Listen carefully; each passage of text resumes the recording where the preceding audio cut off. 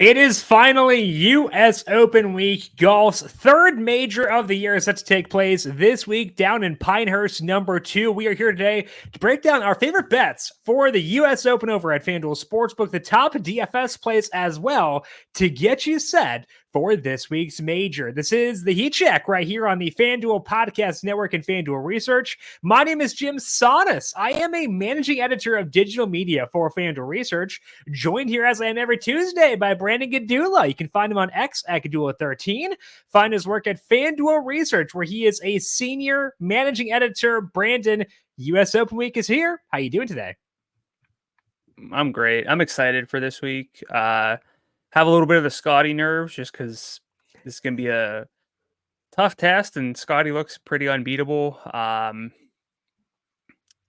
But I'm not like a super knowledgeable golf course architecture kind of person. Yeah. But I know enough to know that Pinehurst No. is going to be awesome to watch. I'm here for it. Watched a lot of YouTube content. The 2014 U.S. Open final round is on YouTube.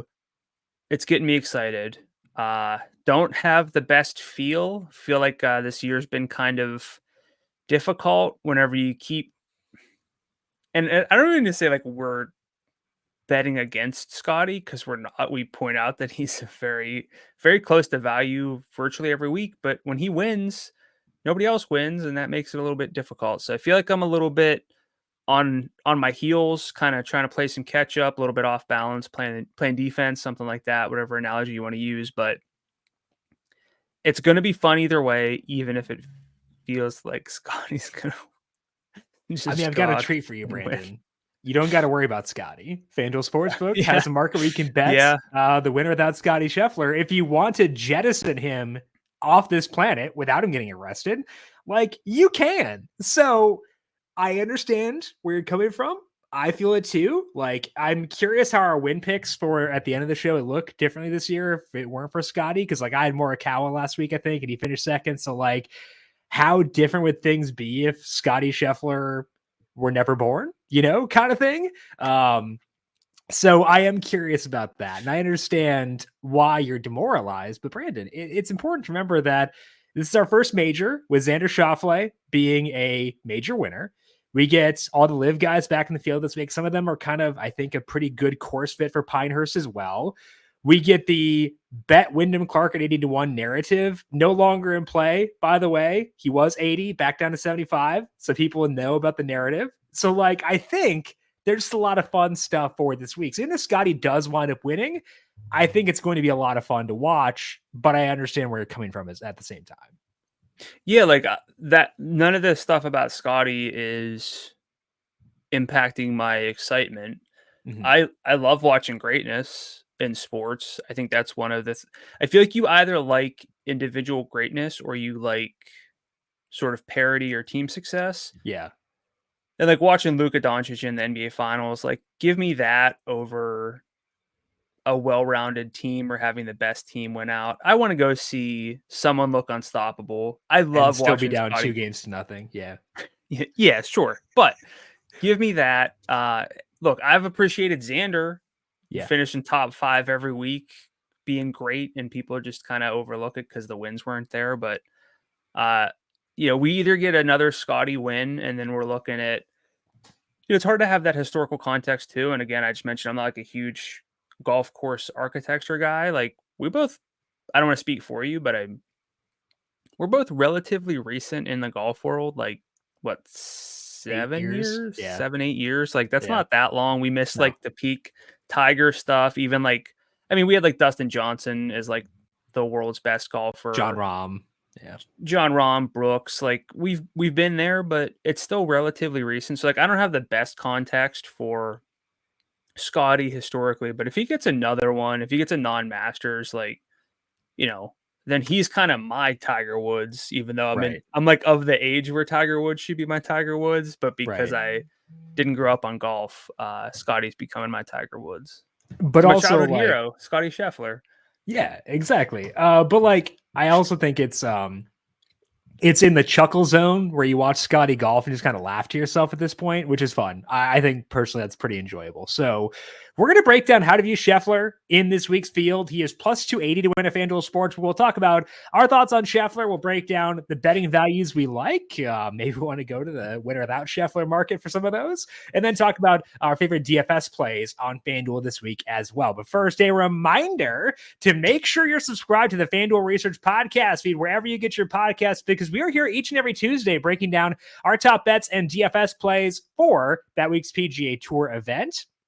That goes up on the FanDuel Research Podcast feed and FanDuel TV Plus as well. We're live on the, or not live, we are on the FanDuel YouTube page for this week as well. But if you want these golf insights each and every week, subscribe to the FanDuel Research Podcast feed and check us out over on FanDuel TV Plus. The NBA Finals are here, and FanDuel is giving you the chance to win alongside the champions, because right now, new customers get $200 in bonus bets with a winning $5 bet.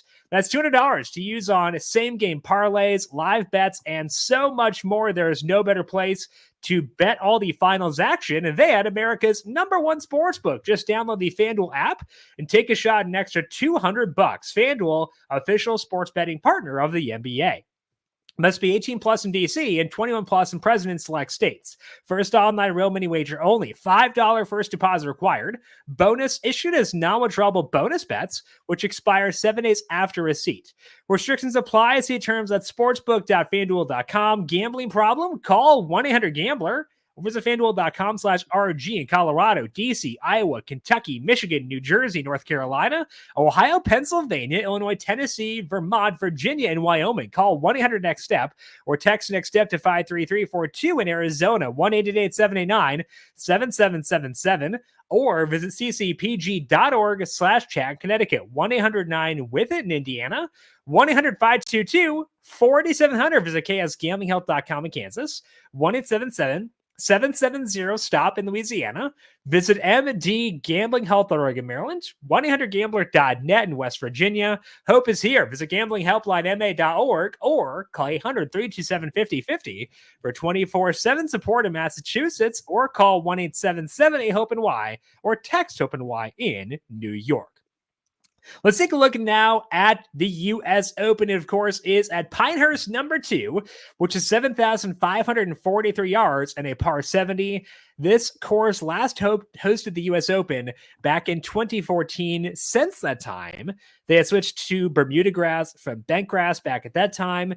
There are 156 golfers in the field. The top 60 plus ties make the cut after the first 2 rounds. Again, the top 60 plus ties make the cut after 2 rounds, and there are 156 golfers in the field, so making the cut this week will be difficult for sure. So, Brandon, let's dig in to Pinehurst #2. Obviously, with it not being a staple on the PGA Tour, data is more limited here than it is most other spots. But what do we know about Pinehurst #2 as it pertains to what we should expect for this week? Yeah, so we have U.S. Opens at Pinehurst #2, 1999, 2005, and 2014. But in 2010, so between the 2005 and 2014 iteration, the course was restored to return it more to Donald Ross's original intention. So 2014 is going to be most telling out of the 3, but also shot length data doesn't exist, at least publicly. I think some people have it, but I don't. So you're going to want to look more at 2014. And in 2014, Martin Kaymer won at 9 under par. But before you think that's going to be sort of the winning range, that was 8 shots better than Ricky Fowler and Eric Compton, the runners-up. And again, that's Eric Compton, not Eric Costin, pro skateboarder. Don't get those two confused. But we're possibly looking at sort of an even par winner, unless someone does run away with it. Of course, a couple candidates, one in particular, could run away with this thing, but Wyndham Clark, yes. Interestingly, and you'll hear this a lot if you listen or read up anywhere else, Martin Kaymer just sort of putted his way around the greens, and you can do that. I have read that they're kind of growing things up a bit where it's not as easy to do that. So I don't think we're going to get a lot of like linksy lag putting this year. but I don't think that they expected that in 2014 either. So, you'll hear that. And along with what you'll hear, you'll kind of hear a lot of stuff, I think.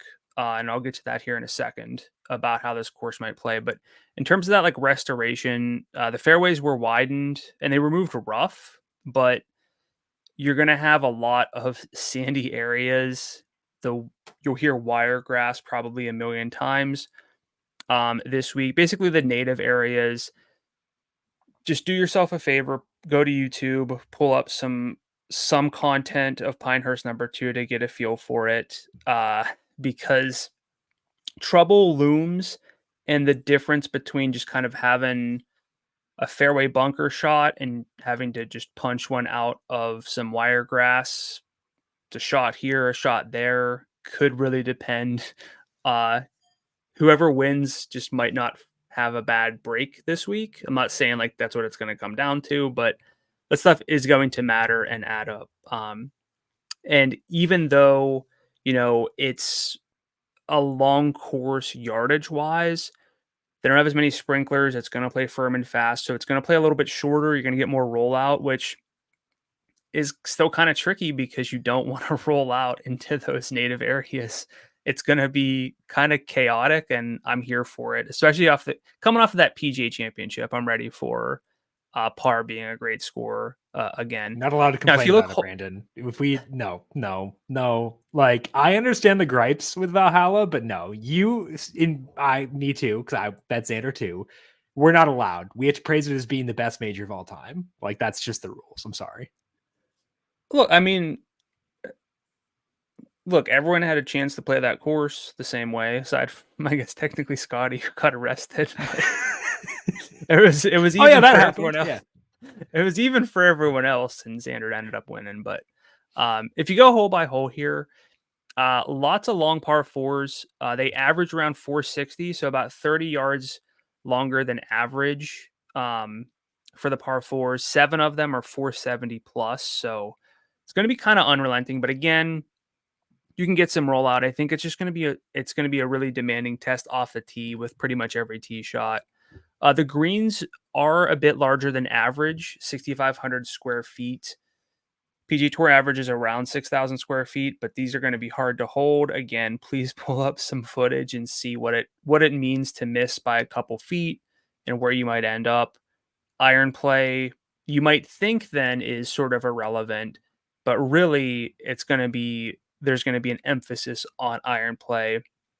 Those who can hit those small targets are going to have fewer instances where they need to get up and down. There's 117 sand bunkers here, so it's basically like Pebble Beach in terms of numbers. Number of hazards, it's about as bunker laden as we get on tour. It's just going to be an unrelenting test. Every tee shot, every approach shot, every chip, getting out of the sand. I wish we had better sand stats, but we just don't. And I don't want to put too much emphasis in terms of like scrambling from the sand, although Xander's really good at that. But it's a small sample even for this full year.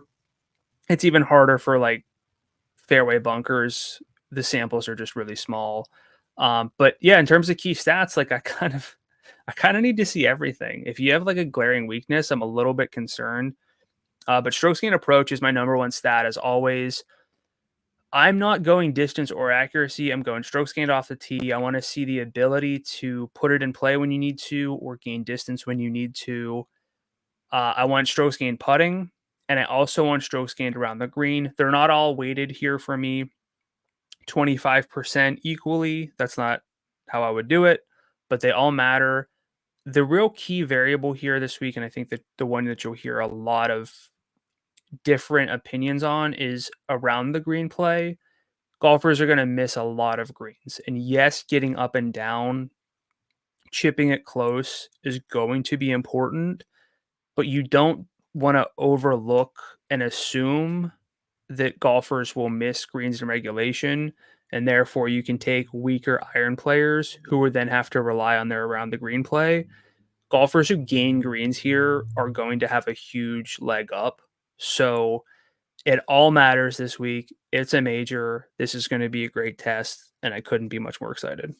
Now, I want to go back to what you said there, where you're not emphasizing either distance or accuracy. I came into this thinking I'd be going for distance. And after studying the course more, I couldn't do that. I think that kind of going along with what you're saying, I want that all around play. I want guys who are going to put themselves in good positions off the tee, regardless of how they get there. So, do I prefer distance? Absolutely. I would love to have distance, but distance correlates pretty well with off the tee play in general. So, I don't think I'm like depriving myself of that by focusing just on overall off the tee play. So I think that people will pull up the distance and see 7,500 yards for a par 70. Like that's a lot, and it is. That's very accurate. But I still think, to me, going with overall off the tee play is going to be the way we need to play things for this week. The only thing I'll follow up there with is I was listening to the No Laying Up preview, and Chris Solomon was talking about how he's kind of heard that if you're going to miss, you might want to miss big. I thought of Wyndham at the U.S. Open last year when he said that. Like, I think they might have been talking about Wyndham actually during that segment, potentially. I can't remember. They may have been.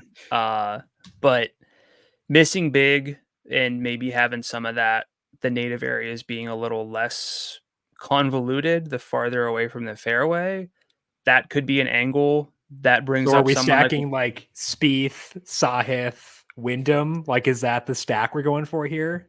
Well, my mind went to Bryson. Okay. Yeah. And you want to talk like holding hard greens, firm greens. An easy way to do that is to hit shorter, higher lofted clubs into greens. It's going to be an advantage.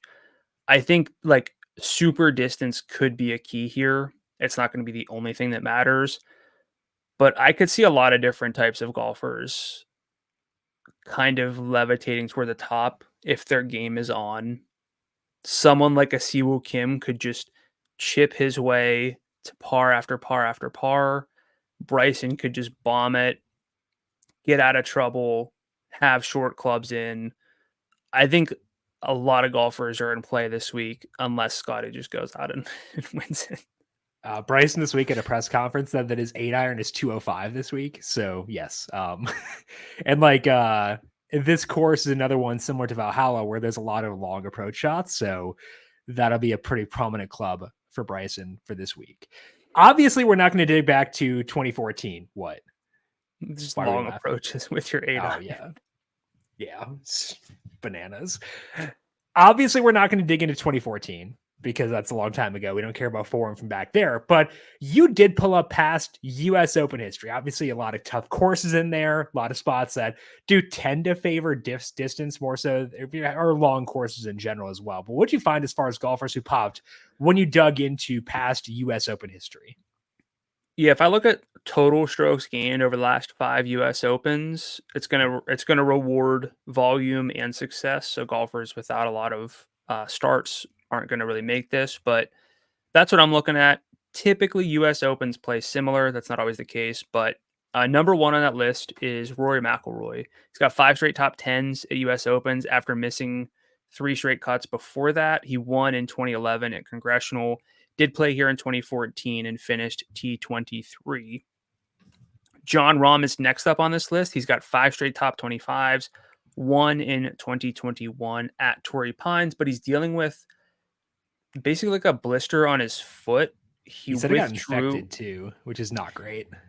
Yeah.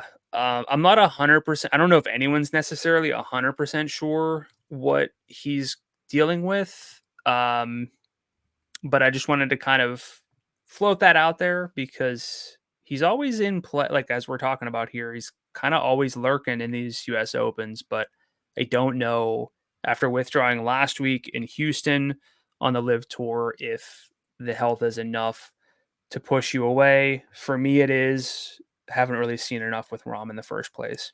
Firm agree. Xander Schauffele also plays really well at U.S. Opens. Has never finished worse than T14 in his 7 starts. Owns 3 top 5s.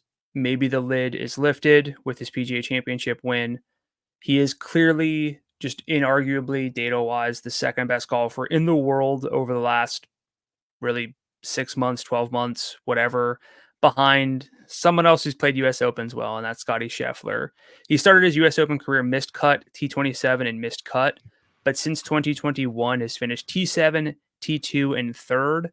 Did putt well on all three of them, which is interesting, but he's also putting well now. Dustin Johnson won in 2016 at Oakmont, which is not even factored in here, but he's been top 25 in 4 straight and 5 of the last 6 U.S. Opens, but did miss the cut at the Masters, T43 at the PGA Championship, finished T4 here in 2014, but the form is not necessarily great. Don't have any interest in a DJ this week. Hideki Matsuyama has been playing well for a while now. He's also played U.S. Opens well. He's great around the green. I think that comes in play this week for those of you who are really playing up that angle. But 7 top 25s and 11 starts with 3 top 10s. Also played here in 2014 and finished T35.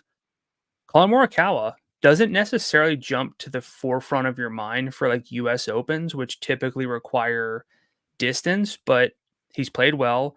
Was T35 and missed cut to start his U.S. Open career before finishing T4, T5, and T14. I think he's really interesting this week. Also an Open Championship winner. I'm not saying this is Links Golf or will play the same, but you could maybe make the comp to some degree. Bryson DeChambeau also plays really well at U.S. Opens. Won in 2020 at Winged Foot. That's kind of his lone, like that's his obviously his best, the win, but that kind of took up a lot of the strokes gained in this sample. But was T20 last year? It was his best result other than the win in 2017, or other than the win since 2017. So it's not like consistent success, but when there's a Bryson U.S. Open course, which this might be, he's intriguing. Matt Fitzpatrick, great U.S. Open player, won in 2022 at the Country Club, T17 after that, 2 more T12s for him, 8 of 9 in terms of made cuts, and did play here in 2014. Patrick Cantlay's got 3 straight top 15s and back-to-back T14s, but no finishes better than that. The irons in these events have been pretty bad. He's putted pretty well, so it's kind of interesting. We're struggling with Cantlay, not quite getting there ourselves. And then final one before the cutoff is Brooks Koepka. This actually cuts off his wins in 2017 and 2018. His 4 starts since then have been 2nd, T4, 55th, when he was not himself necessarily, in T17. Also played here in 2014, finished T4. It's a major week. You got to talk Brooks. I think he's appealing. So let's dig into the top of the field here, because you mentioned that all these guys have pretty plus form at U.S. Open. Scottie Scheffler plus 280 at FanDuel Sportsbook. Xander Schauffele 10-1. Rory McIlroy 11-1. Morikawa is at 16.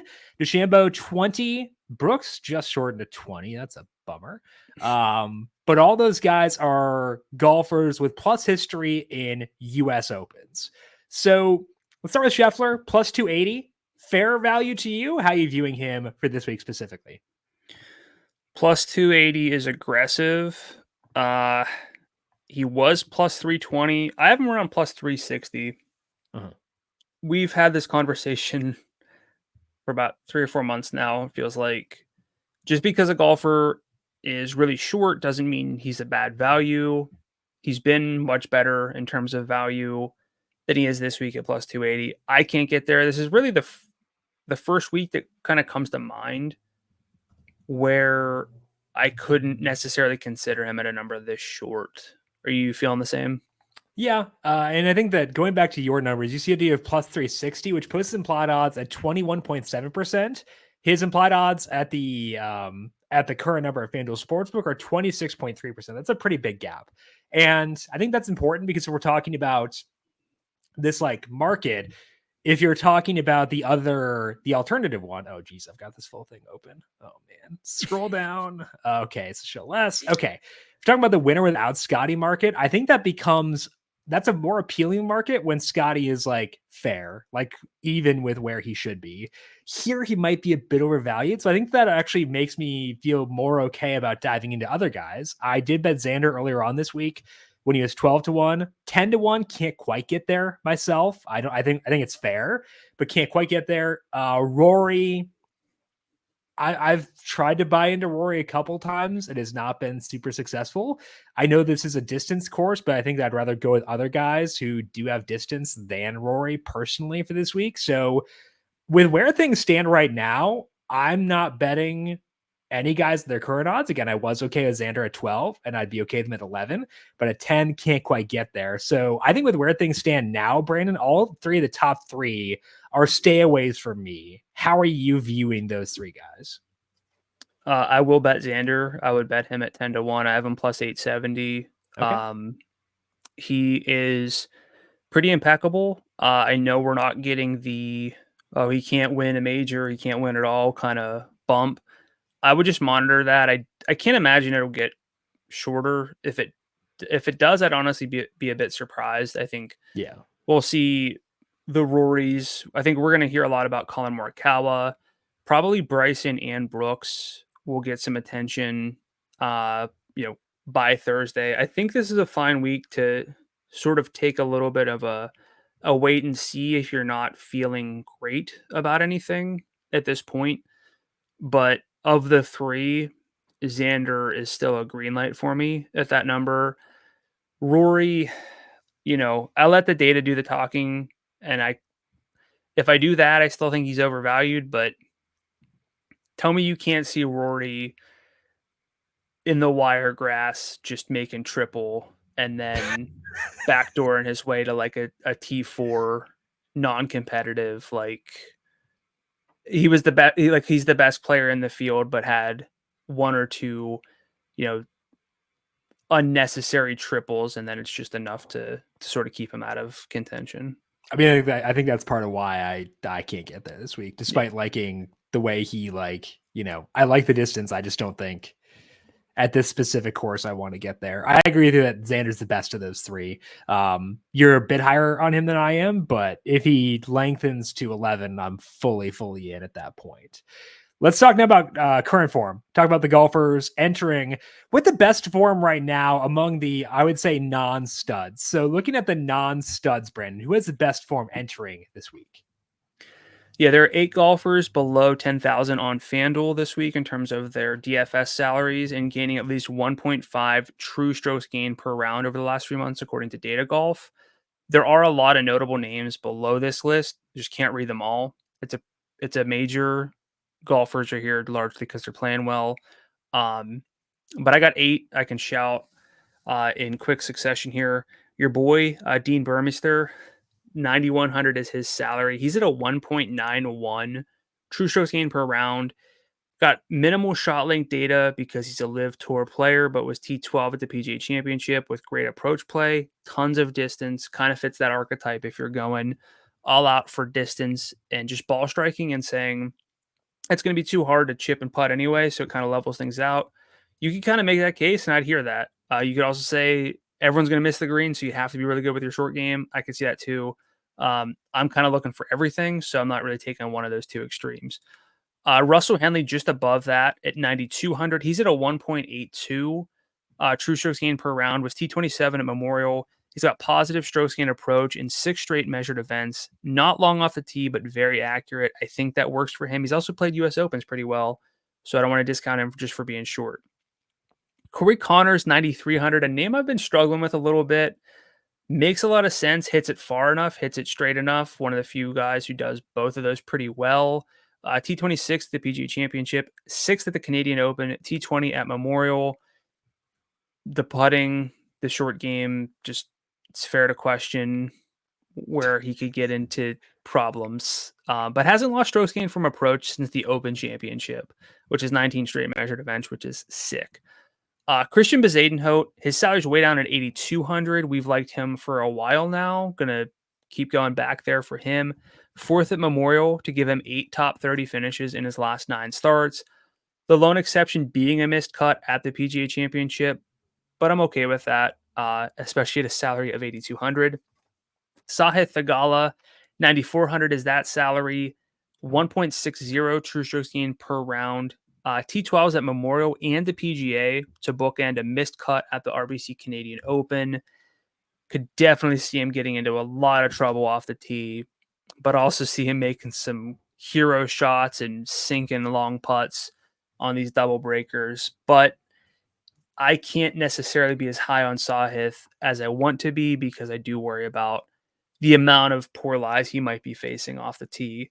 Alex Noren, another name we've been in on for quite a while. His salary is only $8,800. He did miss the cut at the Canadian Open 2 weeks ago, but other than that, 9 top 25s in his last 10 starts, including a T22 at Memorial. He does do a lot with the putter, but is also hitting his irons well until his last 6 rounds. So it could be the sign of the downturn for him, just everything going cold. But other than that, there's a lot to like with Noren.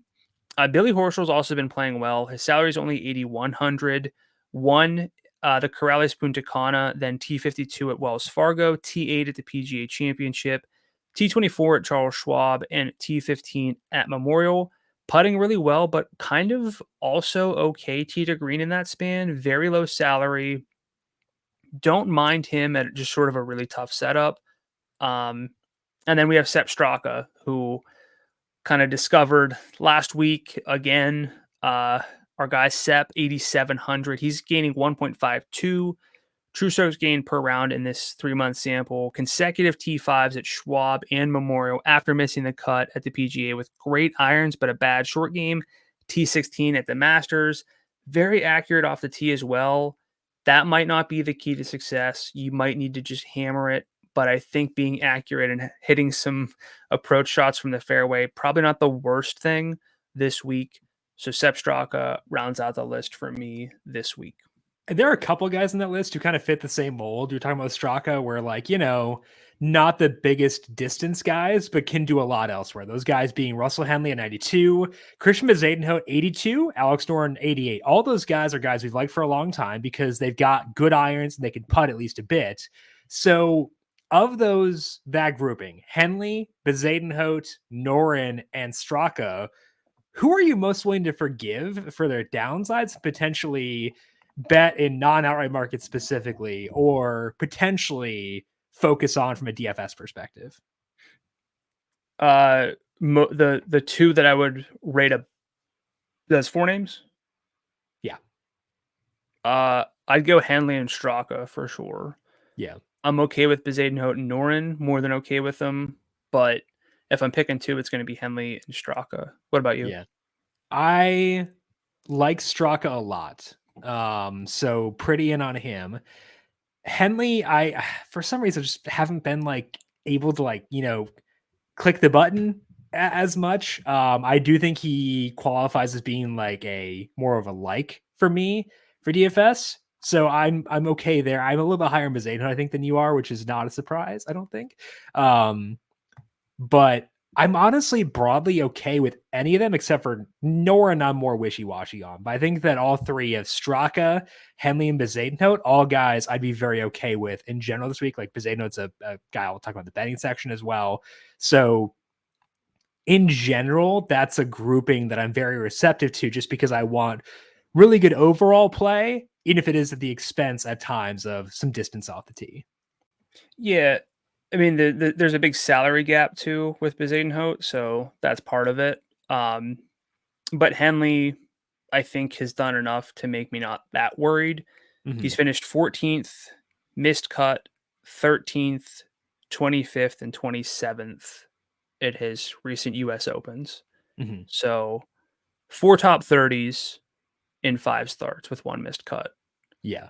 I think that definitely does help. Now, one guy I wanted to ask you about who is not in your list, but I think is interesting.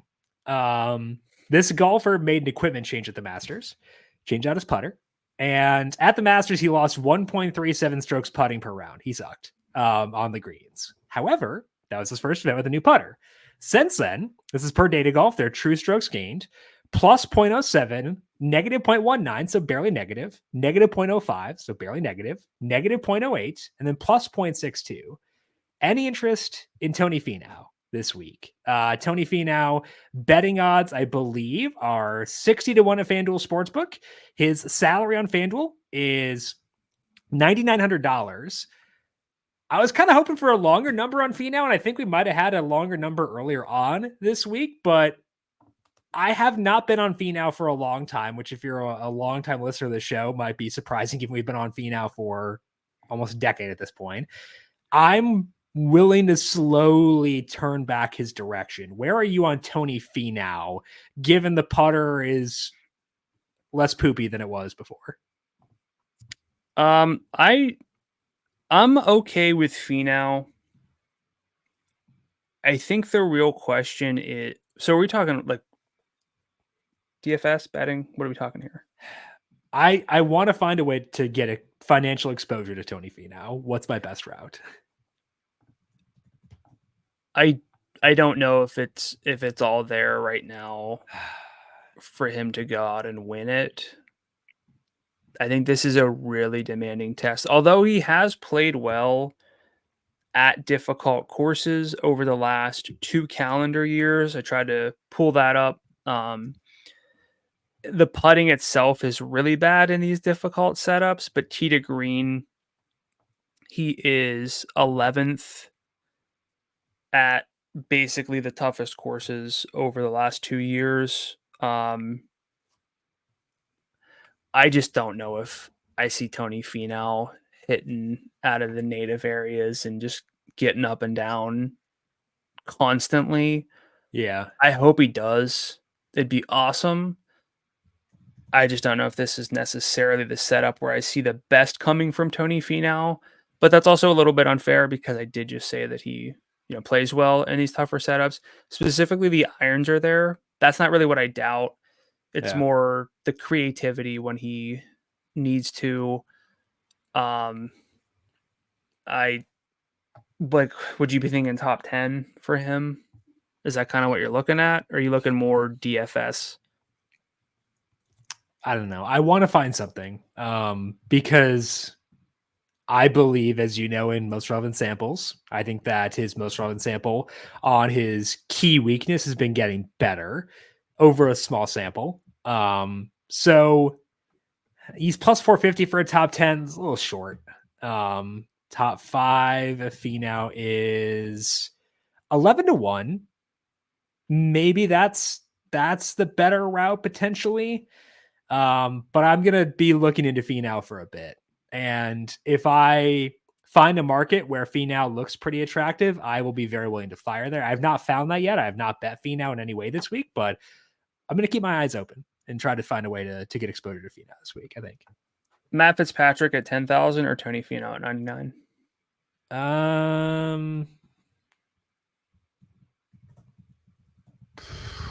That's kind of a Porque no los dos situation because I don't mind either personally. Probably Fitz, I guess, but yeah, probably Fitz. But Fitz is also shorter in the betting market. It's 50-1, so it's like DFS probably Fitz, probably more likely to bet Finau, I guess, if that makes sense. I don't know. We'll see. Can Tony Finau win the U.S. Open at Pinehurst No. 2? Probably not, but not really looking for a win. Yeah. I'm just, I wanted it. Yeah. It makes it I think hard. It's a fair question to ask. I think that's a fair question to ask.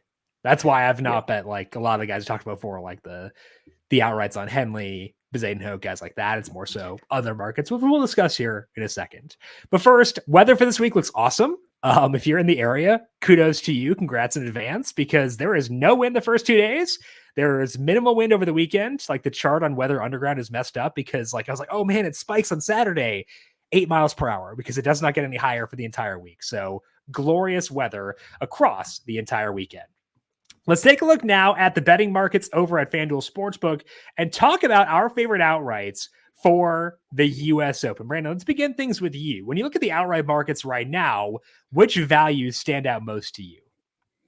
I've been dreading this time because there are really 5 names I like, and I don't want to recommend all 5 here and make them key picks. I'm going to tell everyone right now, Xander Schauffele at 10-1 makes sense, but I like Colin Morikawa as well at 16-1. He's going to be my first official pick for the show here at 16-1. He's accurate off the tee. He should be able to hit more fairways than some of these other studs. His iron play is peaking again. You love to see that. It was kind of down for a bit, which was surprising. And we kind of got some drift on the odds, but that's gone because he's been finishing well. But his around the green game is stabilizing and his putting has been really elevated. He's now up to the 77th percentile on tour this season from within 15 feet in terms of make percentage, but 7th percentile from beyond that. That makes him the second biggest regression candidate in the field this week for making some putts. I know he's got 2 majors. Neither of them were necessarily high energy with big crowds. I get that. But I don't necessarily buy into that. Just like we never bought into Xander can't win. He's really good. This is a good number. This is one of the few good numbers that I really see at the very top of the board. So Colin Morikawa, 16-1. Any thoughts? I like the golfer. I like the form.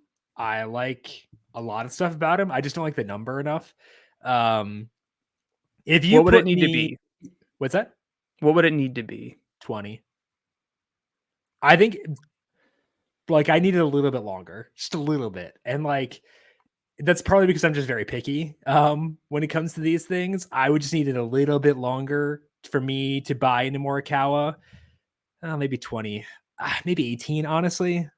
Because I'm not that far off on him. I love what he's been doing recently. I agree with you where honestly, like if I'd never watched Morikawa play golf, I think I'd bet him at 16-1.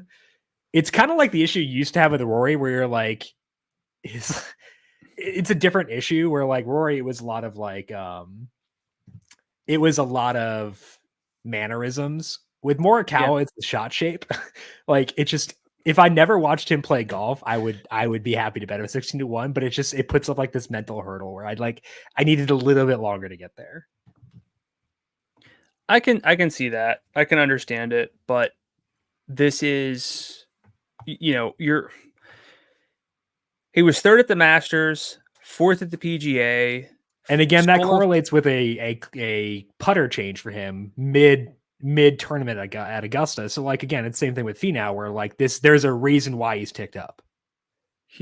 The underlying stats are good. It says he should make more putts. I have, with Colin Morikawa in particular, there really isn't a golfer who I struggle with more because when I kind of like him but don't get there, I feel like he makes everything he looks at. And when I'm there, it looks like he doesn't know how to. It looks like me out on the green, basically. I could just see him, though, hitting fairways when he needs it, sticking more of these greens than everyone else. His short game, his around the green play is better than I think people realize. That's really trended up and stabilized. And now the putter being better, everything lines up. There's not enough to get me away from Morikawa this week, even at 16-1. So I'm there personally. Okay. I get it. Not quite there, but I get it. A simpler name to throw out is Brooks Koepka. At 22-1 or 20-1 now. You're never going to get a great number on Brooks now that he's healthy in a major, but this also isn't necessarily a bad number. This course should be incredibly demanding for golfers. And he is the epitome. He and Scottie now, I guess, are just kind of the epitome of not necessarily being beaten by the golf course. Sometimes Brooks can beat himself a little bit if the game just isn't quite there. But he was in contention at the PGA, then had a bad round in the third round. Just was too much of a birdie fest anyway for him. But if you look at the toughest courses over the last 2 years, he's 9th in strokes gained per round. Those are mostly majors. We know he can play US Opens well. If he just needs to aim for the center of a green and make some putts, save par constantly, this is, I think, where you're going to get the best out of Brooks Koepka. And then I'm struggling between these final 2 names. I like 2 lads, Matt Fitzpatrick and Tommy Fleetwood. Fleetwood's 40-1. Fitzpatrick is 50-1. I'm going to go Matt Fitzpatrick. I have a feeling with Fitz He's got a sound all-around game. He's kind of interesting in most majors, but this is the kind of golf course that's going to ask a lot of questions of you, demand a lot from you. Fitzpatrick has gained distance. He's pretty accurate. His short game is there. He's got like enough creativity. He can grind things out. The 2022 US Open was really nice. I'm going Fitzpatrick here. Those are the 5 names I'm mostly in on. But officially here, it's Morikawa, Brooks, and Fitzpatrick. Okay, again, Fitzpatrick 50-1, Brooks 20-1, Morikawa 16-1. I would go with Xander if he were to lengthen to 11. Like he's at 10 right now at FanDuel Sportsbook. I would not be shocked at all if we're back here Wednesday morning to recording covering the spread tomorrow and Xander's at 11. I know this is like if you're like new to betting, you're like, well, why would you care that much? But like it really does matter a lot if it's 10 versus 11. So if Xander were 11, like 12, he'd be my favorite bet on the board anywhere. 11, I would be happy to go there. 10 is just a tiny bit too short for me. So not quite there. With that said, I do agree with you on Brooks Koepka, even though he's now 20-1.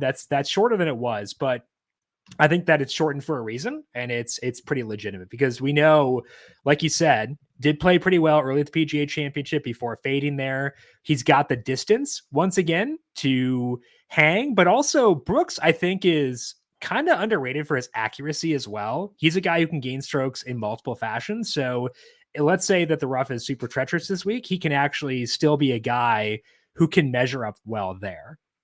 He's been someone who has done really well at majors, even without spike weeks with the irons, because he can gain spike weeks and a lot of strokes and other facets as well. So Koepka preferred it when it was 22, obviously. Still okay with him at 22-1 for right now. Still at 22-1 is Ludwig Gobert. And I'm now willing to buy back into Ludwig based on what we saw this past week. He didn't look fully healthy because it didn't seem like he was willing to like bend his knee as much as you might want, but he looked really good overall. He gained strokes putting. Distance was solid, even if it was a bit below his typical level. And we know that Ludwig can hit fairways too.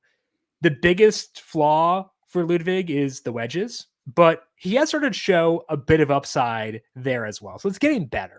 And I could hear the argument saying, okay, he's hurt and his biggest downside is something that could matter this week with the chipping.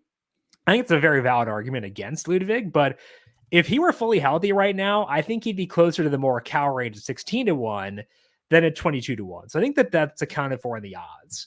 So Gobert sitting at 22-1, I think is a fair enough value for me to take the bait and buy in for this week. Any consideration for you on Ludwig 22-1 to win for this week? Yeah, Ludwig and honestly Victor Hovland, pretty similar profiles, phenomenal ball strikers, really good putters. Short game, you could say is not good enough. Short game in terms of the right. Around the green play, you could say not good enough. But these two guys, if you go event by event, they can gain. I mean, Ludwig gained over a shot per round around the green at the Memorial. Was 0.73 at the Players, 1.25, and I guess it'd be 3 measured rounds at Pebble. That's appealing. I like him, I think, more though from a DFS standpoint. Gotcha. If I'm betting someone in that 20 to 22 range to win outright, I'll go Brooks. If I want some level of, not that there's safety, and I don't really think there's safety lingering this week with all of the trouble lurking from a DFS standpoint, then I'd lean Ludwig. But does Hovland or Bryson do enough for you? Like I was going to ask with Hovland. It's honestly, this is like, it feels like Scottie's going to win. Right. But outside of that, there are like 10 names that I like a lot, and it doesn't compute and it shouldn't compute. But I think a lot of it has to do with the fact that other than Scottie and Xander, nobody is sort of flawless. Right. And you're just kind of like, you can sell yourself on so many names. I don't think with you can Hovland, go wrong. Like we always worry about him in majors because of the chipping, because it's a flaw. And like we want guys with no red flags for an event this tough. But here, like Hovland has actually gained around the greens in 5 of his past 7 majors.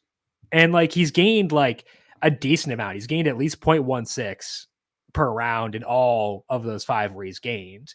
And that's allowed him to finish 7th or better 4 times in that 7 event sample. So like I always feel like I wind up being lower than I should be on Hovland because I worry about the around the green play. Maybe I'm doing the same thing here. And maybe I should be higher in him than I am. It's hard because you have to pick and choose. Right. In a major. Can't love everybody. And I feel like it's been a while since, like, until we had Scottie, I feel like majors were more, well, let's see where, like, who people like. Let's be patient, figure out, and we'll just go with the other names. It's been a while since we've had that. Yeah. I haven't, like, for the PGA, I wasn't necessarily interested in a ton of names. Now I kind of am. Yeah.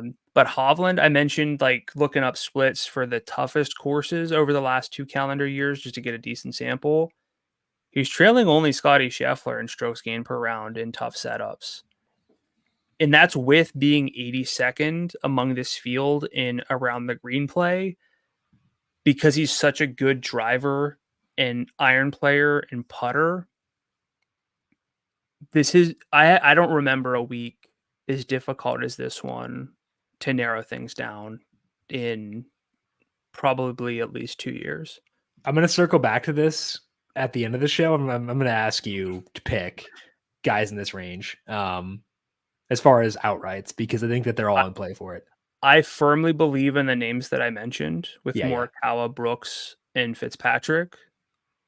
But I sign off pretty much every show saying, well, there were a couple names we didn't really mention this week, especially with the fact that 1 or 2 of these names probably is going to get into some trouble. Sure. Post like a quad and kind of just miss the cut.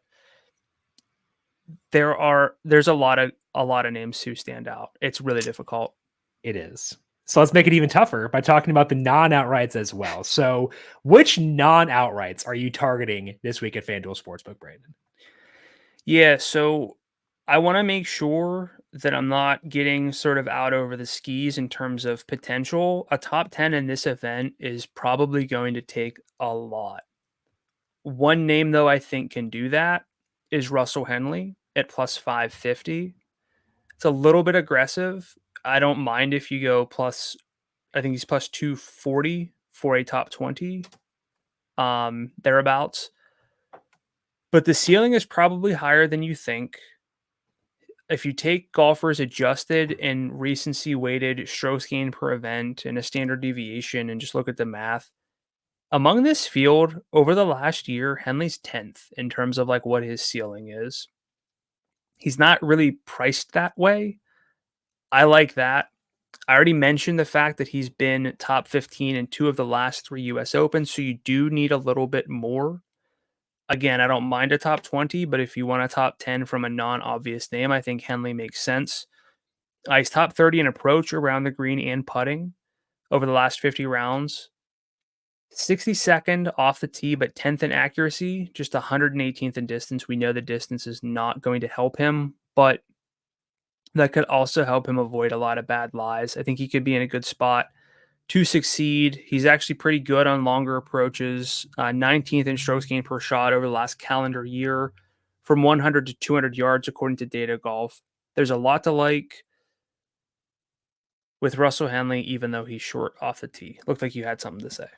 No, I just thought it was funny. You said he's short. I thought you were going to leave it there, even though he's short. No. I don't know. How tall is Russell Henley? I'll look this up while you talk about your pretty tall Russell Henley height. 6 foot. Okay, we're the same height. You're calling me short. Rude. You're 6 feet tall? Flat. Okay. What do you mean? Did you mean taller? Did you mean short? You've met me. I didn't know you were 6 feet tall. I don't know. What? Come on. How would I know? How would I know? Because you met me. You've stood next to me. You know how tall you are. You can compare. I don't measure people when I'm standing next to them. You should. How tall is Sepp Straka? Look that one up because I'm going to talk about him. I don't know, but I found out, like, for whatever reason in my head, I always thought that Sepp Straka was, like, in his mid-30s. He's younger than me, and like that really hurt me. It on like in a deep emotional level. So like I've had some rough feelings towards Sepp recently. It's his fault. He's also taller than you. What's he? He's 6'3". That's fine. I respect him more now. Like that's how it works. He can be younger than me, if he's taller than me too, then we're good. We're boys now again. Sepp freaking Straka. Heck yeah. All right. So he's been T5 in back-to-back starts at Charles Schwab and Memorial, both pretty tough events. Or tough enough. Missed the cut at the PGA Championship, sure, but T16 at the Masters. The irons are hot. He's accurate off the tee. I think that's a great combo this week. If you're not going to be long off the tee, be really accurate and have great irons. I did miss the cut at his last 2 U.S. Opens, but I'm not comparing his form then to now because he's kind of a different player based on his progression in 2024. So plus 240 to finish top 20. I like that. And then a name I don't think we've mentioned in any form or fashion is Siwoo Kim to finish top 20. Putting is an issue. The underlying data is bad. He's a 10th percentile putter from within 15 feet on tour this season. You don't love to see that. You actively hate to see that. But plus 270 is more than fine because he's a phenomenal tee to green player, especially around the green. He ranks top 20 in all 3 tee to green stats over the last 50 rounds. Only 2 other golfers can say that, and their names are Scottie Scheffler and Xander Schauffele. Wow. It's mostly because the around the green play doesn't always like mesh with the best ball strikers, but it does. Siwoo Scheffler? Question mark? Hey, we're just asking questions. I'm just asking questions here. Okay, so you've got Siwoo Kim top 20, that is plus 270. You have got Sepp Straka top 20 plus 240. Russell Henley top 10 plus 550 with the caveat that he is also a potential value to finish inside the top 20. I got a couple top 20s in the same range here as Siwoo Kim. So let's start things off by talking about shocker to nobody. Christian Bezuidenhout 3-1 to finish inside the top 20. I want this market specifically because I do worry about the length. He's not going to gain a lot of strokes off the tee at this specific setup, but he can hit fairways. The irons and the putter are both really, really good for Bezuidenhout, and the hope is that he can use those to overcome his issues off the tee. The distance, again, does keep me out of higher upside markets, but I think this one's good. So Bezuidenhout, his history in majors is pretty bad, but the form is much better now. So I'll take him top 20 at 3-1. Other top 20 I like is a bit longer. That's an Adrian Meronk. Meronk right now to finish inside the top 20 at FanDuel Sportsbook is 5-1. And pretty good value there. And unlike with Bezuidenhout, Meronk actually does have some giddy up off the tee, got some good distance there, so he can gain some strokes. He was really bad at both the Masters and the PGA Championship, which is not super encouraging, but his form on the LIV Tour, the DP World Tour has been pretty good. We've seen him put up good numbers with his irons and his putter in the past. So I have concerns around the green. I have concerns around his performance in the Masters and the PGA Championship, but still like him overall. 5-1 for a top 20. You don't need a lot out of Meronk to cash at that number. So the top 20s I like are going to be Bezuidenhout at 3-1, Adrian Meronk at 5-1. The one top 10 that I like for this week is also on a LIV golfer. That is on Dean Burmester. You called him my guy earlier on the podcast. I didn't push back because I knew we were circling back to Dean later on. Burmester to finish inside the top 10. Right now, FanDuel Sportsbook is plus 650. We were on Burmester for the PGA Championship and used some distance there, finish inside the top, or to finish 12th. Irons were absurd in that one. I think he gained 1.3 strokes per round on approach in that event. Couple wins in the DP World Tour over the winter. He's carried that good form over to the LIV Tour as well. And he's already had a pair of top 15s in majors over the past calendar year. So Burmester top 10 plus 650 was pretty close to the PGA Championship. Form has still been fine since then. So I'm willing to do it. Burmester, pretty aggressive market, but I think that given his off the tee play, he can make that work. Any interest for you, Brandon, in Meronk or Burmester as the two guys we have not yet discussed here on the show? More on Mean Dean. He was 8th in strokes gained tee to green at the PGA Championship. Meronk seems a little too up and down for me to want to get there, but I see the case for Burmester. Okay, so Burmester top 10 plus 650, Bezatino top 23 to 1, and Moronk top 25 to 1, where I'm going there. Let's talk some DFS now and dive into that. And pretty fascinating situation for this week when it comes to DFS, because Scottie Scheffler's salary is $13,500. When we were talking about the PGA Championship, I was saying, the salary is high enough where I'm a bit more wishy-washy on Scheffler. This week, I think it's a bit different, where I am very willing to fork it over for Scottie at 13.5. Where are you on Scheffler, and who are your other loves for this week? Why are you changing your opinion on Scheffler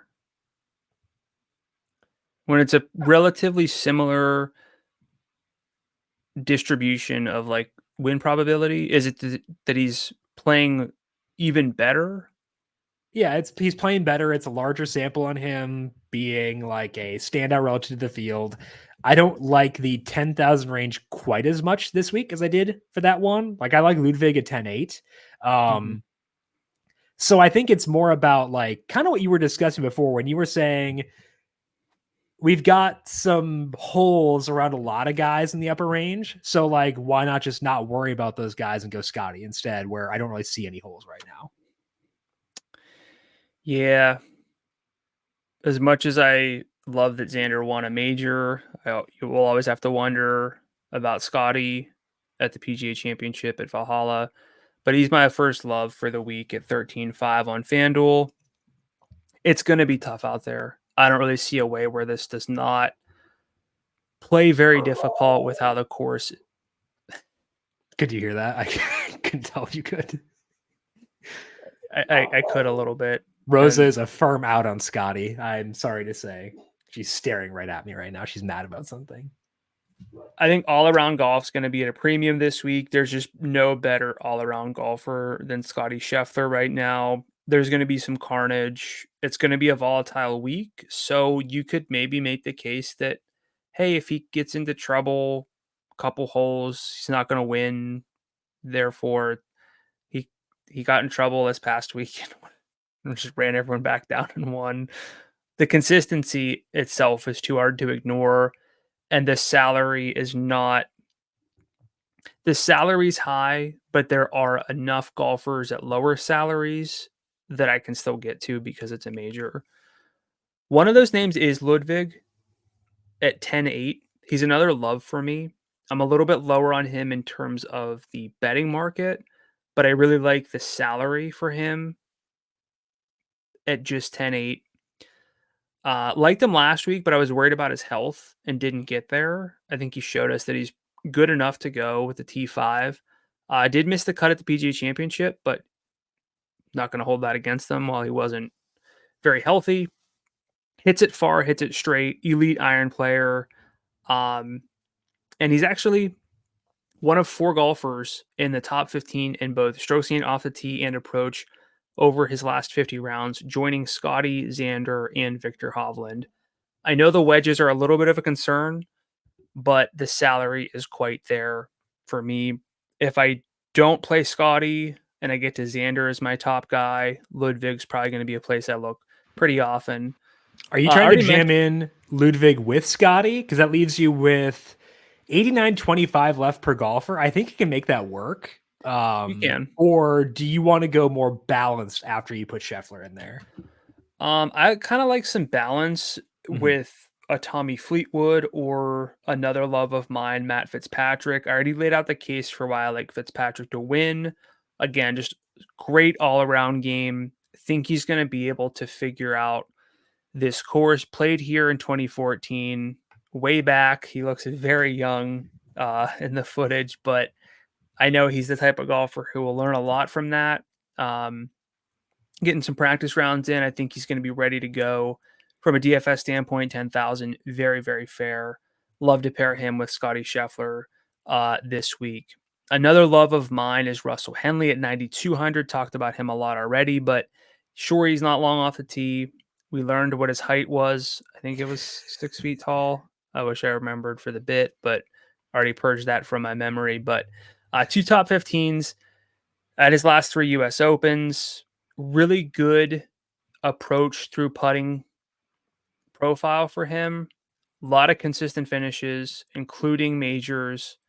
Good enough for 9,200 for me to make Russell Henley a love. And then my final love is going to be Sepp Straka at 8,700. Talked about him a lot last week. I'm going back there this week off of his T5, which he also was T5 at the Charles Schwab. Did miss the cut at the PGA, but finished 16th at the Masters. His putting splits are great, 78th percentile putting from within 15 feet, top 25 in both ball striking stats.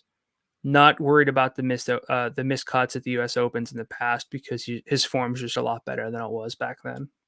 Yeah, your loves. Sepp Straka, $8,700. Russell Henley, 92. Matt Fitzpatrick at 10,000.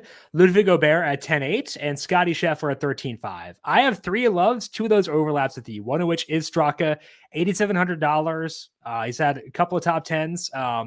Since the start of last year in majors, he was 16th at the Masters as well. So he can put up good finishes in majors, even if the U.S. Open history is not there. Good finishes now are via ball striking, which is intriguing, and he's a good putter too. When you get that for 87, that's pretty tough turn down. So I like Straka quite a bit. As alluded to earlier, the other love overlap I have with you is Scottie Scheffler up at $13,500. Again, the difference here is that I'm not as enamored with the 11,000 and 10,000 range as I was for the PGA Championship. Longer sample of Scheffler being a demon is pretty enticing too. So I think that's enough to make Scheffler a firm love for me, despite the fact the salary is high. My one love that I had that you did not have, and I understand your trepidation and why he was not a love for you, but Sahith Theegala at $9,400 is the final love for me. Now, I do worry about how erratic he can be, but I'm okay with volatility when it comes to the upside, and that is very much the case with Sahith. Finished 12th at the PGA Championship despite some really weird play and some really weird / kind of bad shots there. It's got the distance, but also a good amount of accuracy. He can have spike weeks with the irons and the putter. And, you know, we were talking about how, like, you can envision him putting himself in really bad situations. I think that's fair to worry about, but I think that that's more than fully accounted for with his salary being $9,400. If he were like 10,000, I'd worry more about that. But at 94, I really don't. So that's why I'm on Sahith for this week. Are there enough concerns for him to be a cross off for you? It just couldn't quite measure up when you have so many other good options in this field. I mean, I'd be fine with him as a like, just not a love. Okay. I think that makes sense. So, yeah. Okay, fair enough. Let's go to who actually are your likes this week then. Who are your likes for the U.S. Open? Xander. If I'm not going Scottie, I'm going Xander in most lineups. We need a Phil to Scottie's Tiger. I know personality-wise, Xander and Phil, not quite the right comp, but he's clearly the second best golfer in the world. Broke through at the PGA Championship. T8 at Memorial. We know he hits it far and straight. Top 15 in all 4 strokes gained stats over the last 50 rounds. Nobody else in the field can say that. He's played U.S. Opens extremely well. Leader in strokes gained per shot from 150 plus over the last 12 months, according to Data Golf. And again, I'm not really citing sand save numbers, but he's like top 3 in those this season. Samples are small. It doesn't really account for difficulty or anything, but if no Scottie, I'm going Xander. And in that case, then I'd also want to have like a second stud. So maybe Ludwig or maybe Colin Morikawa, who's another like of mine. Talked about him already. Think he's a good outright bet. At 16-1, accurate off the tee. Short game is stabilizing. The putting percentile splits being really good, again, 77th percentile. And that sort of more makeable range from within 15 feet. Way better than perception, like my own perception. I don't know what perception is with Morikawa's putter. I don't think it's great, but way better than expected there. So he's a like of mine. Tommy Fleetwood, another like of mine. 3 top 5s at U.S. Opens in his career. Other results, kind of iffy, but in the right spots, he can definitely put it together. In terms of those difficult courses that I've mentioned, he's 5th in strokes gained per round in that sample of 2 years. Not really like a dominant trait in his entire game, but I think that's also kind of a fine sign this week whenever you're going to be tested on pretty much every shot. So Fleetwood, Fitzpatrick, I think like the 10,000 range is pretty appealing for me this week. But also down lower, we've got Siwoo Kim at 9,000. He's top 20 in all 3 of those tee to green stats over the last 50 rounds I mentioned already. Only Scottie and Xander can also say that. His around the green play is really consistently good, and I think that that's, even if it doesn't become a dominant trait for success this week, it's not going to hurt in any capacity, and you are going to have to get up and down. It just depends on whether he can make any putts. It's an issue. I know it's an issue, but the salary's very low. And if you're a little bit too concerned about the putter, we also have Alex Noren we can look to at 8,800.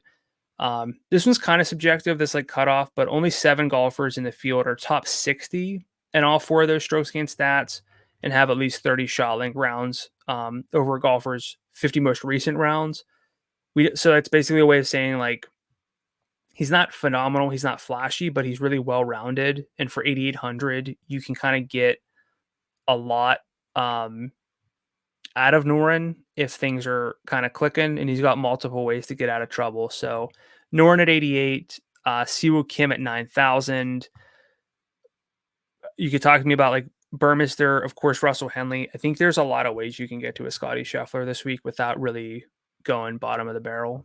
I was going to say, it sounds like based on the list of golfers you're targeting, you're more so going for using a bunch of guys in the upper 8 to low 9 range to get to Scottie versus dipping down to someone like the 82 or so range. Is that correct? I mean, what's Bezadenhout? He's 82. He's 82, yeah. And I know you hate Adrian Meronk with every fiber of your being, but he is 83 as well. Like, I'd use Bezadenhout, but then you get back up to like a Matt Fitzpatrick, Fleetwood. So you have like Scottie, Fleetwood, Fitzpatrick kind of as your top 3. That's very doable. That's appealing to me. I don't want too many golfers. Like, I like Bezadenhout just fine. He would have been a like, but I already had enough names here. I don't want to get too cute with too many value plays because this course is going to eat some people up this week. It is. Okay, so Brandon's likes are Xander Schauffele, Colin Morikawa at 11,300, Xander's 12,000, Tommy Fleetwood 10,300, Matt Fitzpatrick 10,000, Siwoo Kim at 9,000, Alex Noren $8,800. I also have Xander as a like for me personally, because kind of like you said, if I don't have Scottie in there, probably going to go Xander. Again, I'm just not really there on Rory this week personally. Like, if there were still a massive distance gap between Rory and Xander, like there is a distance gap, but it's not as big between the two of them as it used to be, I would understand the justification for going Rory over Schauffele, but like just the distance hasn't been as big recently. The volatility on Xander's increased in a good way. So with his irons and his putter, I got to go there over Rory. So Xander also a like for me. Ludwig Gobert, a like for me, 10-8. I think salaries may have come out before he proved that he was a bit healthier. So that's probably why Ludwig is a bit lower on this and grades out as a value when you compare win odds to DFS salary, but gained 0.95 strokes per round and approach at the Memorial. The driver wasn't as good as usual, but still getting distance there. I'd rather be too early than too late on a guy, which is why I'm okay going to Ludwig at 10-8. I'm not going to get there in like my head-to-head against you, I don't think, because like there always is a concern that maybe the knee was not as healthy as it looked this past week. But I think for tournaments, Ludwig does grade out pretty well. Personal preference for me in my Scottie lineups is to dip down and use one golfer in round 85 or lower. Personal preference is that for that to be Bezadenhout at 82. So he's a like for me. Again, we saw him this past week, 4th place finish against a really tough field. You know, I can't make him more than a like because the driver's pretty rough, but really good approach play right now. He's a good putter. He was able to hang last week in a field that was very tough. That was more of an accuracy type course where accuracy mattered a bit more than distance. Like it was kind of a decent course fit for him. But I will keep a cap on my exposure due to his limitations, but I do like Bezadenhout at 82. I also do like Meronk at 83. Prefer Bezadenhout personally, but Meronk at 83 has the ability to gain some distance off the tee. Doesn't have the best history in majors, but coming off a second at Live Houston, I think that there's still enough here for me to get behind Moronk. Also, 3-ball legend from his DP World Tour days. Let us not forget the most important reason to be in on Moronk at 83. So, Bezaidno 82, Moronk 83, Schauffele 12,000, and Ludwig at 10A are my likes for this week. Any final DFS thoughts before we talk win picks for this event? A lot of ways to go. Okay, win picks for this week. Again, I already gave our betting recommendations earlier on. These are our final thoughts on the outright markets at FanDuel Sportsbook to win for this week. Our win picks, we just pick 2 guys based on their current odds and go from there. So, who are your win picks for the US Open? Do you want to go first this time? Having trouble pickings, maybe I'll let you go to narrow it down for me. Do you want me to go? I'm having a hard time picking, so sure, go ahead. I'm gonna go Xander and Colin. Okay, interesting. I wasn't expecting you to go with those 2. Why? I thought you might go. I guess you're ahead. So would you have gone Xander if you were behind? Yeah, I still think he's a good value there. I want to wait and see if that changes, but for these purposes, I still see value, so I'm okay with it. So you got Xander at 10 and Morikawa at 16, which leaves me with a consideration set of Hovland at 18. Hovland, not really Bryson, DeChambeau, I don't think. Koepka just relengthened to 22. Ooh. Okay, so Koepka 22. I'll lock that one in. And then the consideration set is Hovland at 18, Ludwig 22, and Wyndham's still 75, so I can't go there. But if he had lengthened back out to 80 again, would have done it. Kind of for the bit, but also like volatile. We know that he can bounce back from bad events. I'm gonna go Hovland. Let's do it. 18-1. Let's party. That's a tough duo to root against. Koepka and Hovland. Yeah. Okay, so you've got Schauffele at 10-1, Morikawa at 16. I've got Hovland 18, Koepka 22. Feel pretty good about that duo. Any final thoughts for you, Brandon, on the U.S. Open before we send off the good people to watch the golf for this weekend? It's going to be a fun week. Going to be a big test. I want to make sure that I'm being very picky with who ends up in my player pool and who's in my, who's on my bet slips. It really feels like you want to get a little bit of everyone. You got to narrow it down at some point. And I'll have more to say on that tomorrow. I also would say that, a lot of times when a golfer lengthens, it's because they're not getting interest in the market. And that could be a concern because it means no one's betting them. But I think this week, that's not a huge concern given there are a lot of viable options. So, Koepka lengthened to 22. I think that's actually a positive sign. Typically be like, okay, why do you lengthen? I think for this week, it got back to the number I wanted to be at. So be price sensitive. There's always a shot that your golfer lengthens later on in the week because we do see a lot of that for this week. So check back on the odds Wednesday, see how things have shaken. Make sure you're aware of what you've bet already so you're not overexposed to a market where only one golfer can cash. But keep tabs in the market because you may be able to find some value Wednesday, whereas that's not always the case. That is all that we have here for today on the Heat Check. I mentioned this earlier on, but Brandon is back with me tomorrow morning over on Covering the Spread. We'll break down how to view Scottie, how to view the winner without Scottie market. We'll talk about everything else, get his favorite bets of this week as those values stand on Wednesday morning. That'll be on the Covering the Spread podcast feed. You can get this PGA show every single week, though, by subscribing to the FanDuel Research podcast feed, wherever you get your podcasts. That show also on the FanDuel TV Plus app as well. Shout out to all the YouTube viewers. We are here for every single major as well. The FanDuel YouTube page, great follow in general. Leave us a thumbs up over there as well. Brandon, if people have questions for you on X, where can they find you there?